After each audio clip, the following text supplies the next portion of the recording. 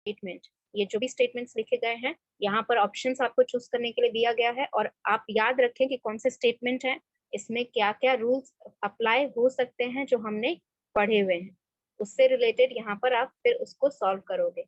You can either answer by raising your hand, or you can just write it in the chat box. किसी भी mode को use करके आप यहाँ पर आंसर कर सकते हैं। Read the statement carefully and remember all the rules.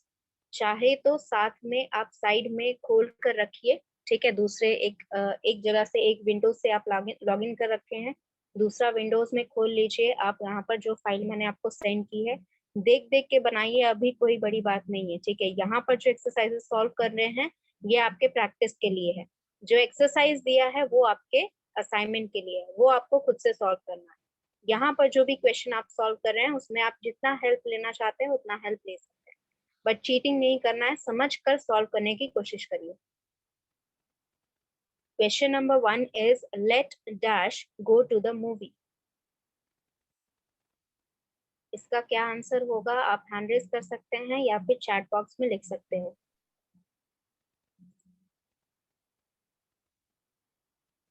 Okay, एक आंसर आया मेरे पास, और कोई स्टूडेंट?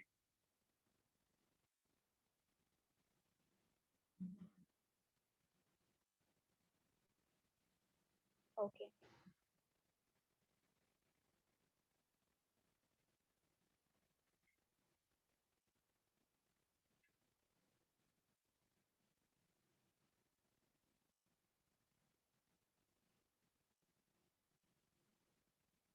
दोज क्वेश्चन, यस, आपको जो प्रोनाउन में फाइल में मैंने क्वेश्चंस दिए हैं वो एक्सरसाइज आपके असाइनमेंट है। सबमिट आपको 7 days, count 7 days from the day that you got the file. आपको जिस दिन फाइल मिली है उससे 7 days आप काउंट कर लीजिए। उसके बाद अगर किसी का आया तो मैं लेट सबमिशन मानकर उसे एक्सेप्ट नहीं करूंगी। And if you are sending me the files as usual, ये फाइल, ये जो ईमेल आईडी है इस पे आप सेंड करेंगे मुझे वो file.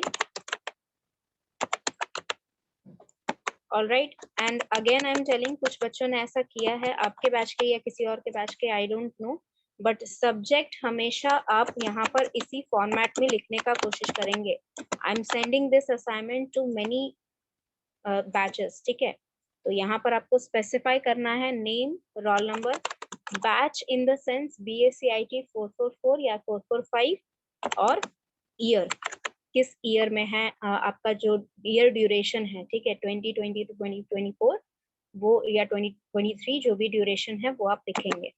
Understood? Save this email ID for later purpose. जो स्टूडेंट्स लास्ट टाइम नहीं ले पाए थे वो इस ईमेल आईडी को रखिए अपने पास, ताकि आपको फर्दर यूज के लिए वो यूजफुल हो। And I am not getting any further answers.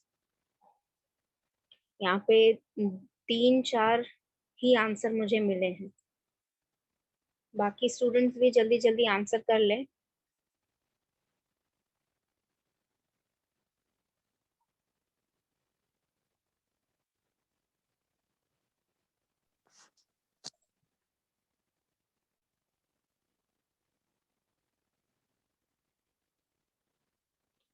Yes, that is possible, आप सिर्फ आंसर लिख के भेज सकते हो, उसमें कोई बड़ी बात नहीं है, but it will be much better if you right with the questions. Question के साथ भेजेंगे तो वो ज्यादा बेटर रहेगा।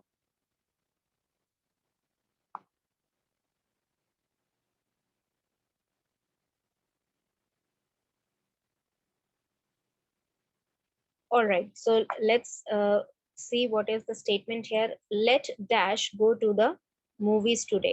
यहाँ पर आपका जो रूल्स बताए थे उसमें स्पेसिफाई किया गया था एक रूल, जिसमें बताया गया था कि लेट के साथ अगर हमें स्टेटमेंट लिखना है तो वहां पर किस टाइप के प्रोनाउन आपके यूज होंगे। दैट मीन्स लेट एक ऐसा वर्ड है, लेट एक ऐसा वर्ब है जिसके साथ किसी भी सेंटेंस में आप यूज कर रहे हैं, किसी भी तरह का सेंटेंस फॉर्म कर रहे हैं, आपका प्रोनाउन हमेशा, जो पर्सनल प्रोनाउन है वो हमेशा ऑब्जेक्टिव केस में ही यूज होगा, ठीक है। तो यहाँ पर आंसर आपका हो जाएगा, आंसर वुड बी अस, ठीक है, आंसर आपका अस हो जाएगा। Question number 2, I know the women dash child was hurt. I know the women dash child was hurt. कोशिश करिए, you will be able to answer the question. अगर डाउट हो रहा है तो यू कैन आस्क मी, ठीक है, कोई डाउट है, अगर जो क्वेश्चन सॉल्व कर दिया है या फिर जो क्वेश्चन सॉल्व कर रहे हैं उस क्वेश्चन में भी कोई डाउट है तो आप पूछ सकते हैं। Okay, I have 3 answers, anyone else?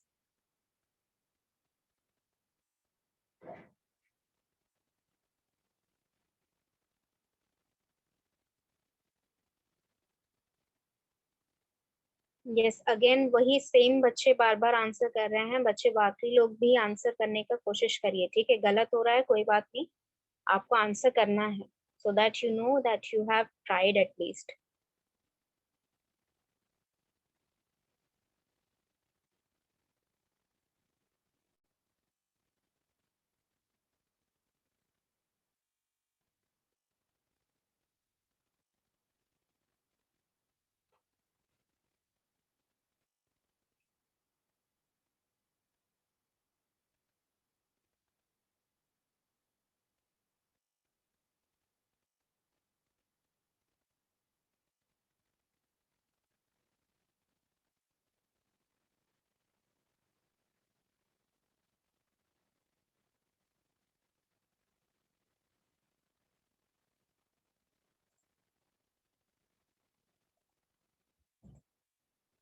Okay, so since rest of you are not answering, जितने बच्चों ने आंसर किया that is well and good, नहीं तो बाकी का मैं बता रही हूँ। यहाँ पर देखिए सेंटेंस में लिखा गया है I know the women dash child was hurt. इसका मतलब क्या कहना चाह रहा है सेंटेंस में?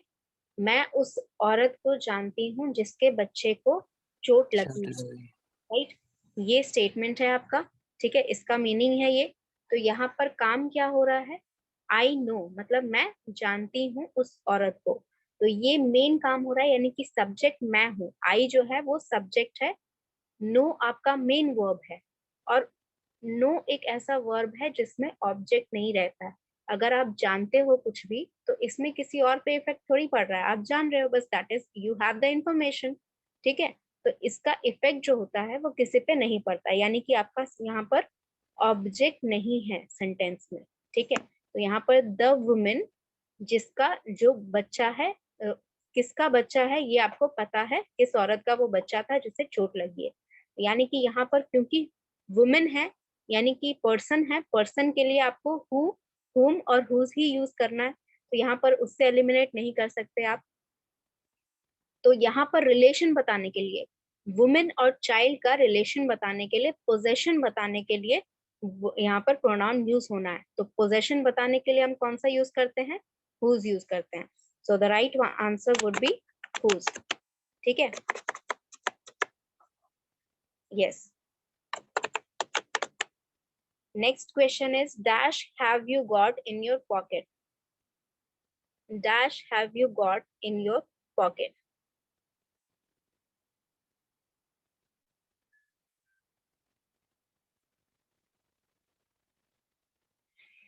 Yes, I have two answer. Other students भी जल्दी जल्दी आंसर कर लीजिए।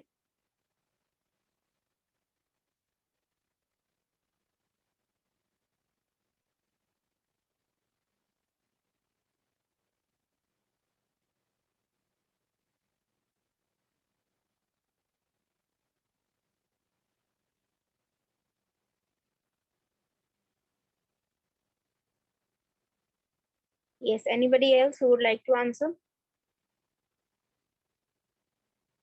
All right.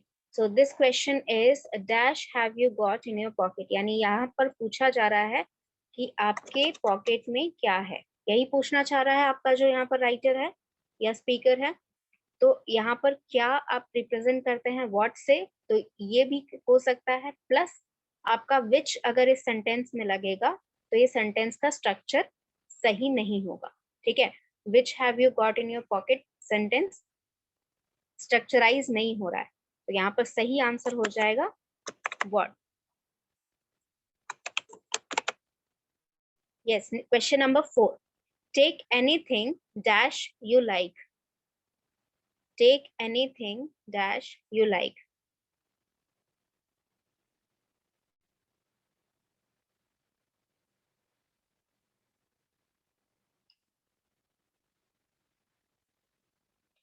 Think about it. What situations which and that are used. यही दोनों ऑप्शन है आपके पास, तो which और that में से क्या यूज हो सकता है यहाँ पर?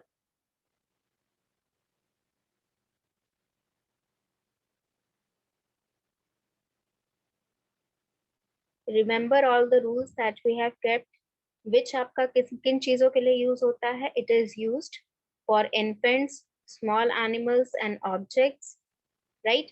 It is used for selection purpose. It is used to indicate the sentence itself. एक sentence है, उसे खुद indicate करने के लिए use किया जाता है. That आपका use होता है for the purpose of representing person, small animals and objects. तो यहाँ पर आपका ऑब्जेक्ट है, यानी एनीथिंग, थिंग मतलब ऑब्जेक्ट है कुछ, तो ऑब्जेक्ट के लिए विच और दैट दोनों ही यूज हो सकता है. लेकिन यहाँ पर take anything dash you like, दोनों स्टेटमेंट्स जो है, अगर हम दोनों को यहाँ पे बैठा के देखते हैं तो विच आपका, आपको पता है सिलेक्शन के लिए यूज होता है, राइट? लेकिन सिलेक्शन के लिए जब यूज होता है तो उसका जो स्टेटमेंट वहां पर एग्जाम्पल में गिवन था वो आपको याद होगा कि which of the television sets would you like to buy, right? यानी कि विच जो रहता है आपका, विच आपका स्पेसिफिक नंबर ऑफ ऑब्जेक्ट्स या सब्जेक्ट्स के लिए यूज होता है. यानी कि अगर आपको स्पेसिफाई है कि इन्हीं में से कोई एक आपके पास आना चाहिए, ठीक है, स्पेसिफिकली किसी एक चीज के बारे में आप बात कर रहे हैं, ठीक है. जैसे यहाँ पर सिस्टम्स हैं लैब में, ठीक है, तो you can pick one system, उसके लिए आप विच यूज कर सकते हैं. Which one of the system would you like to use, right? लेकिन अगर आपके पास सब्जेक्ट या ऑब्जेक्ट जो है सेंटेंस में वो स्पेसिफाइड नहीं है, नंबर ऑफ ऑब्जेक्ट है या नंबर ऑफ सब्जेक्ट्स हैं वो स्पेसिफाइड नहीं है कि कितने हैं, उस केस में आप दैट यूज करेंगे, ठीक है. तो यहाँ पर सेंटेंस में आपका आ जाएगा take anything that you like. अगर कोई क्वेश्चन है, कोई डाउट है तो पूछ सकते हो. Question number 5, dash can I do for you. Yes, please write down the questions also. It is difficult for me to get what questions are you answering. Similar options हो रहे हैं, तो आप यहाँ पर क्वेश्चन जो है नंबर के साथ आंसर करिए.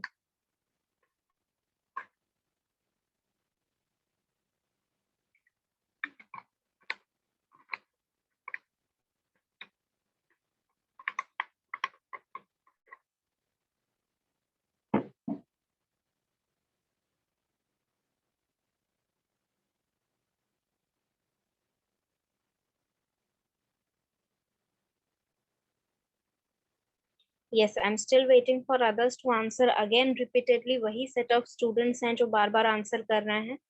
बाकी स्टूडेंट्स भी you can try to answer those questions, ठीक है. यहाँ पे कुछ ही स्टूडेंट है रिपीट करके वही स्टूडेंट आंसर बार बार कर रहे हैं, बाकी के स्टूडेंट ऐसे ही शांति से क्यों बैठे हुए हैं? नहीं समझ में आ रहा है तो पूछ लीजिए, समझ में आ रहा है तो क्वेश्चन का आंसर करिए. सही गलत से मतलब नहीं है, आपको आंसर करना है. That is what important here. All right, question बन रहा हुआ है यहाँ पर. जो 5th है, क्वेश्चन नंबर 5 में यहाँ पर जो स्टेटमेंट गिवन है वो एक क्वेश्चन है, राइट? एंड में आप देख पा रहे हैं क्वेश्चन मार्क लगा है, यानी कि यहाँ पर वो वर्ड लगेगा जिसके साथ आप क्वेश्चन मार्क लगा सकते हैं. तो सबसे पहले तो यहाँ पर दैट हट जाएगा, क्योंकि दैट के साथ आप क्वेश्चन नहीं बना सकते हो. That is a relative pronoun, not an interrogative pronoun, ठीक है. तो यहाँ पर विच और दैट बचा, ठीक है. विच आपका सिलेक्शन के लिए यूज होता है, तो is this question a selection question? क्या ये सिलेक्शन के लिए यूज हो रहा है क्वेश्चन? यस और नो मैम. यस. तो यहाँ पर लास्ट में बचा हमारा what. What is the correct answer? Yes, what can I do for you, मतलब मैं तुम्हारे लिए क्या कर सकता हूँ, ठीक है. क्वेश्चन नंबर 6 का आंसर करिए। This room is for you and dash.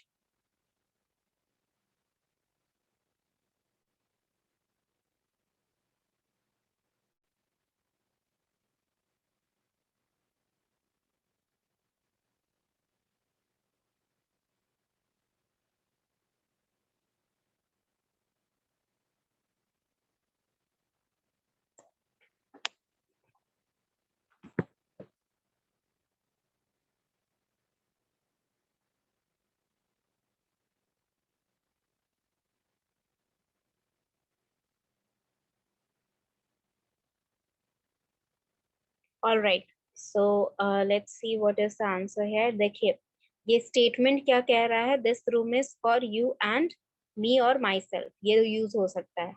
तो इस स्टेटमेंट में देखिए ये वो रूल बता रहा है जो आपका रूल नंबर, जो प्रोनाउन में रूल्स बताए गए थे कि जहां पर आपका सब्जेक्ट नहीं रहता है सेंटेंस में, सिर्फ ऑब्जेक्ट है, यानी कि सिर्फ एक चीज है जो किसी के लिए लिखी गई है या फिर किसी पे इफेक्ट होती हुई बता रही है। ठीक है, जैसे वहां स्टेटमेंट था दीज क्लोथ्स वर फॉर और are for you and me, ये स्टेटमेंट था आपका। यानी कि वहां पर कोई सब्जेक्ट नहीं है, यानी कि कोई काम कर नहीं रहा है। एक सिंपल स्टेटमेंट बताया था, सिंपल स्टेटमेंट बताया गया है कि आपका यहाँ पर क्या चीज किसके लिए है। ठीक है, तो यहाँ पर क्योंकि यू लिखा हुआ है, ठीक है, सब्जेक्टिव ऑब्जेक्टिव केस में रहेगा। इस केस में बताया गया था कि जहाँ सेंटेंस में आपका सेंटेंस में सब्जेक्ट नहीं है, तो ऑब्वियस सी बात है कि आप पे इफेक्ट पड़ रहा है, तो इसलिए आप ऑब्जेक्टिव केस में रहेंगे। तो यहाँ पर मी आएगा, लेकिन अगर किसी को डाउट है कि माई सेल्फ क्यों नहीं आएगा, तो अगर यहाँ पर माई सेल्फ आता, स्टेटमेंट गलत नहीं होता, लेकिन योर सेल्फ भी आना चाहिए था। ठीक है, क्योंकि माई सेल्फ योर सेल्फ आपके सिर्फ रिफ्लेक्सिव प्रोनाउन नहीं है, इम्पेटिक प्रोनाउन भी है। यानी कि वहां पर अगर सिर्फ माई सेल्फ लगा देती, इसका मतलब ये है कि वो रूम मेरा है लेकिन मैं किसी और के साथ शेयर कर रही हूँ। ठीक है, यानी कि ये इम्फोसाइज कर रहे होते कि ये रूम किसी एक को बिलोंग करता है लेकिन आप किसी के साथ शेयर कर रहे हैं। तो यहाँ पर रूम मेरा भी है तुम्हारा भी है, ये मीनिंग कन्वे कर रहा है। ये 6 नंबर स्टेटमेंट जो है, ये जो पर्टिकुलर रूम है वो मेरा भी है तुम्हारा भी है। ठीक है, question number 7, he behaved in such a manner dash I had never hoped. he behaved in such a manner dash I have never hoped.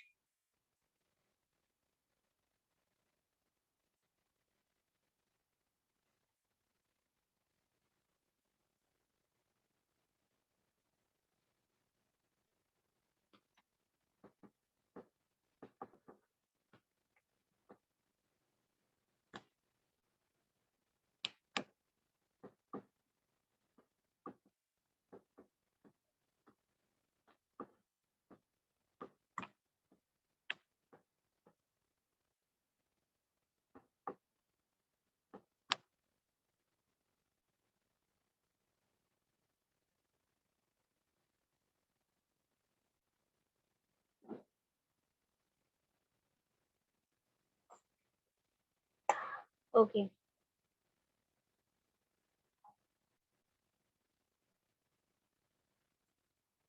Okay, I have 4 answer. Anybody else who would like to answer here?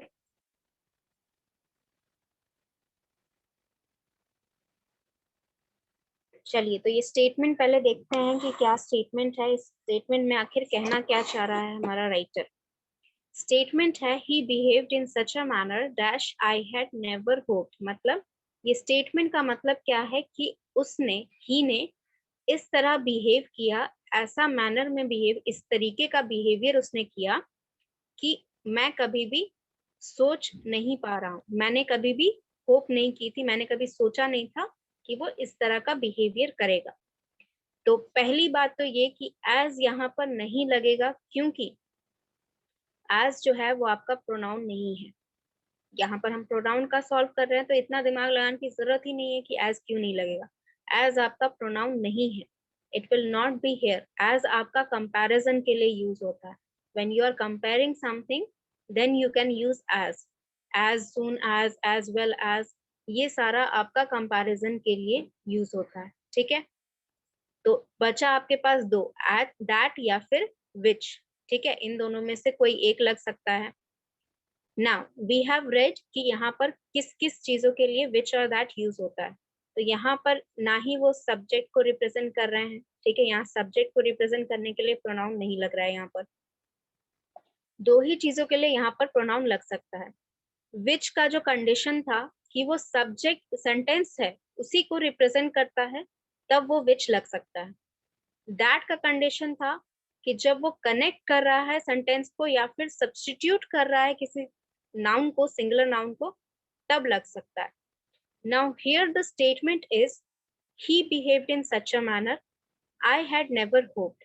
तो यहाँ पर जो लगेगा pronoun वो इस statement के लिए लगेगा या फिर इसे इस बात दूसरे स्टेटमेंट से कनेक्ट करने के लिए लगेगा, ये बताइए पहले आप। ये जो स्टेटमेंट है, ठीक है, this is number one statement, statement number one ये है, ठीक है। अगर इस स्टेटमेंट के लिए लगेगा तो विच लगेगा, ठीक है, इस स्टेटमेंट को रिप्रेजेंट करने के लिए अगर लगेगा तो विच लगेगा। अगर इन दोनों स्टेटमेंट को कनेक्ट करने के लिए, ये स्टेटमेंट पहला स्टेटमेंट और ये सेकेंड स्टेटमेंट, इनको जब कनेक्ट करने के लिए लगेगा तब आपका दैट लगेगा। इन दोनों को कनेक्ट करने के लिए दैट लगेगा। तो मुझे अब बताइए कि यहाँ पर क्या लगेगा, ये स्टेटमेंट कनेक्ट हो रहा है या फिर ये स्टेटमेंट रिप्रेजेंट हो रहा है? कनेक्ट हो रहा है। वेरी गुड, कनेक्ट कर रहा है। ये स्टेटमेंट जो है यहाँ पर कनेक्ट हो रहा है। ये चीज कि मैंने, पहला स्टेटमेंट है कि उसने इस तरह का बिहेवियर किया, दूसरा स्टेटमेंट है कि उसने, मैंने कभी सोचा नहीं था इस तरह का बिहेव किया। तो ये कनेक्शन जोड़ने का, दो सेंटेंसेस को जोड़ने का काम कर रहा है। तो यहाँ पर स्टेटमेंट जो है आपका, प्रोनाउन जो रहेगा दैट इज दैट, ठीक है। Yes, question number 8, dash are you asking about? Dash are you asking about?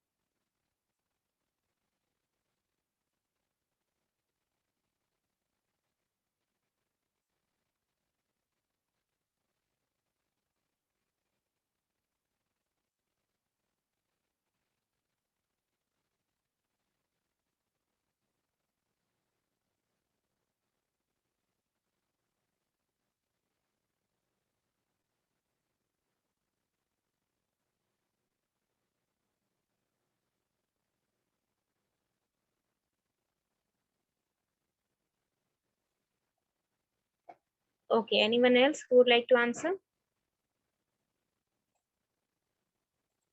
Yes, आपका ये जो स्टेटमेंट है, यहाँ पर स्टेटमेंट क्या कह रहा है कि तुम किसके बारे में पूछ रहे हो, ये आपका स्टेटमेंट का मीनिंग है। ये क्वेश्चन है पहली बात। तो अगर कोई क्वेश्चन में नहीं रहता, कोई ऑप्शन में ऐसा वर्ड रहता है जिससे आप क्वेश्चन नहीं बना सकते, तो आप उसको एलिमिनेट कर सकते थे।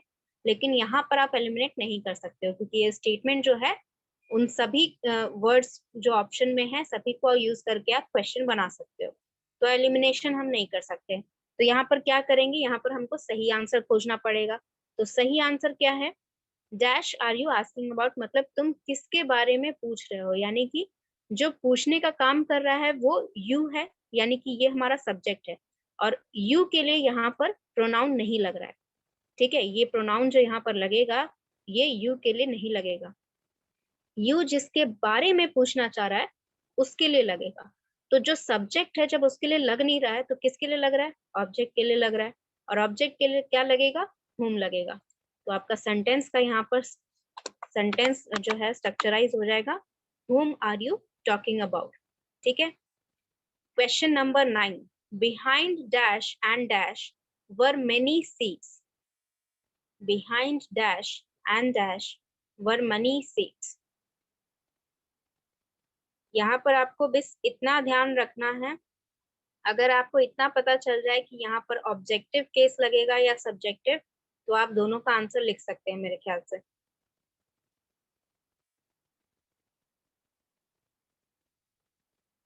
स्टेटमेंट समझने की कोशिश करिए, स्टेटमेंट समझ कर बताइए कि यहाँ पर जो भी ही है, हिम है, आई है, मी है, ये एज अ सब्जेक्ट लग रहे हैं या फिर ये एज अ ऑब्जेक्ट लग रहे हैं।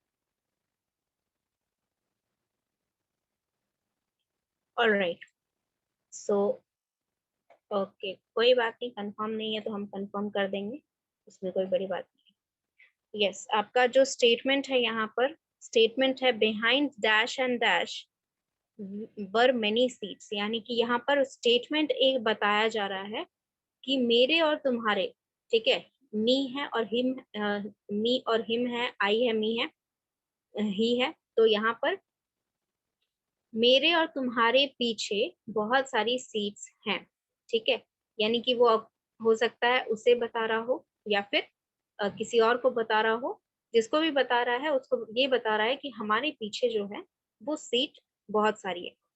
अब अगर ये स्टेटमेंट नहीं समझ में आ रहा है तो ये सोच के देखिए कि अगर आपको कोई स्टेटमेंट बनाना है जहां पर आपको क्या बताना है कि आपके पीछे वाली सीट पे आपका दोस्त बैठता है या आपका दोस्त जो है वो पीछे वाली सीट पे बैठा है, तो ये स्टेटमेंट कैसे बनेगा वो मुझे आप लिख के बता सकते हैं या बोल के बताइए। आपके पीछे आपका दोस्त बैठा है, ये आप कैसे लिख के बताएंगे स्टेटमेंट में?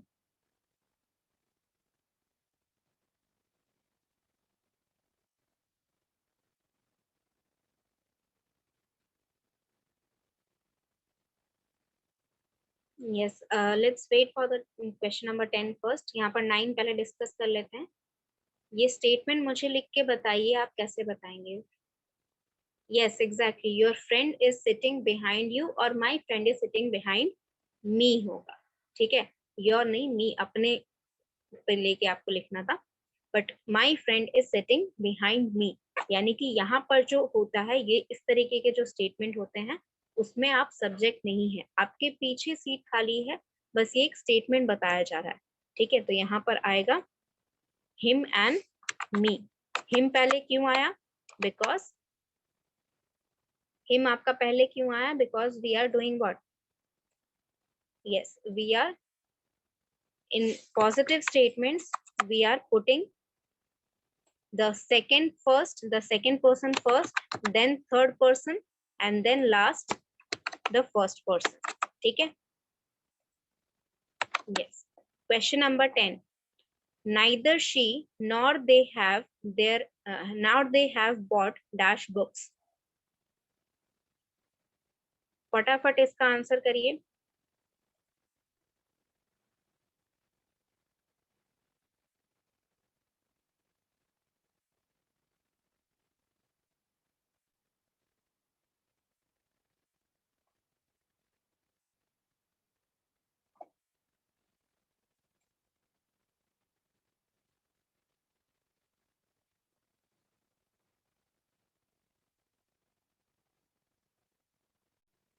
Yes, anyone else who would like to answer? Only 4 students have answered. Anyone else who would like to answer?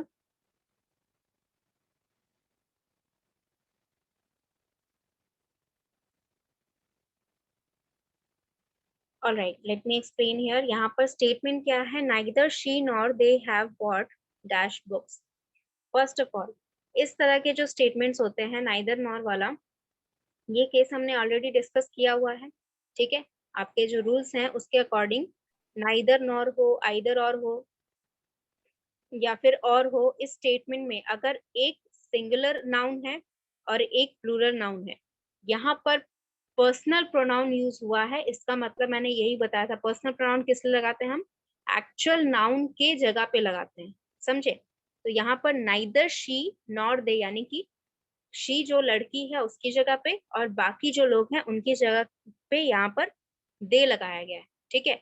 तो ना तो शी ना ही दे लगता है, तो इस केस में सबसे आगे आता है आपका सिंगुलर नाउन, तो सिंगुलर नाउन आगे है, चलिए ये सही है। और बाकी जगह आपका जो प्लूरल नाउन है वो पीछे लगेगा और उसके हिसाब से स्टेटमेंट बनेगा, यानी कि आपका यहाँ सही स्टेटमेंट बनेगा देयर के साथ, ठीक है। क्यों ऐसा होता है ये भी समझाया था, ताकि अगर हम इस स्टेटमेंट्स में लगाते हैं, अगर इस स्टेटमेंट्स में हम यूज करते हैं, जो भी प्रोनाउन यूज कर रहे हैं वो इस तरीके से करते हैं ताकि शी जो है वो भी इंक्लूडेड रहे। देयर में जब प्लूरल आप बता रहे हो, प्लूरल केस में सबको ही इंक्लूड हो जाता है, शी भी इंक्लूड हो जाती है, तो इसीलिए हम लोग प्लूरल सेंस में लगाते हैं। Any doubt in any of the questions here? ये यहाँ पर जितने भी क्वेश्चंस आपने किए उसमें कोई भी डाउट किसी को नहीं है doubt? Then let's do one thing. Question number 9 में डाउट है। क्वेश्चन नंबर 9 जो है आपका, behind him and me were many seats, ये जो स्टेटमेंट है, ठीक है, ये स्टेटमेंट भले ही फर्स्ट पर्सन के प्रोस्पेक्टिव से बोला गया है क्योंकि मी इंक्लूडेड है, तो यहाँ पर फर्स्ट पर्सन ने खुद बोला है ये स्टेटमेंट, लेकिन यहाँ पर जो बोला गया है उसमें कोई काम तो नहीं हो रहा है। अगर मैं कह रही हूँ कि मेरे पीछे वाली सीट खाली है या मेरे पीछे कुछ रखा है, तो उसमें मैं तो कुछ काम नहीं ना कर रही हूँ। That means there is no subject in this statement, ठीक है। यहाँ पर कोई काम हो नहीं रहा है, यहाँ पर आप देख रहे हैं यहाँ पर कोई मेन वर्ब नहीं है सेंटेंस में, ठीक है। इस सेंटेंस में कोई भी मेन वर्ब नहीं है, प्रेपोजिशन यूज हुआ है, हेल्पिंग वर्ब यूज हुआ है, लेकिन मेन वर्ब नहीं है, यानी कि काम कुछ हो नहीं रहा है स्टेटमेंट में। जब काम नहीं हो रहा है तो ऑब्वियस सी बात है कि वहां पर सब्जेक्ट नहीं हो सकता है, क्योंकि सब्जेक्ट का काम क्या है? सेंटेंस में सब्जेक्ट क्यों लगाते हैं? जो काम करता है उसके लिए सब्जेक्ट होता है। तो यहाँ पर कोई काम हो ही नहीं रहा है, तो आप सब्जेक्ट कैसे लगा सकते हो यहाँ पर? जब कोई काम होगा तभी तो सब्जेक्ट होगा, तो यहाँ काम नहीं हो रहा है, इसीलिए यहाँ पर इस सेंटेंस में आपका ऑब्जेक्टिव केस लगा है हिम और मी के लिए, ठीक है। ही और आई इसीलिए नहीं लगा है। अभी भी डाउट है तो पूछ लो, आई विल एक्सप्लेन अगेन।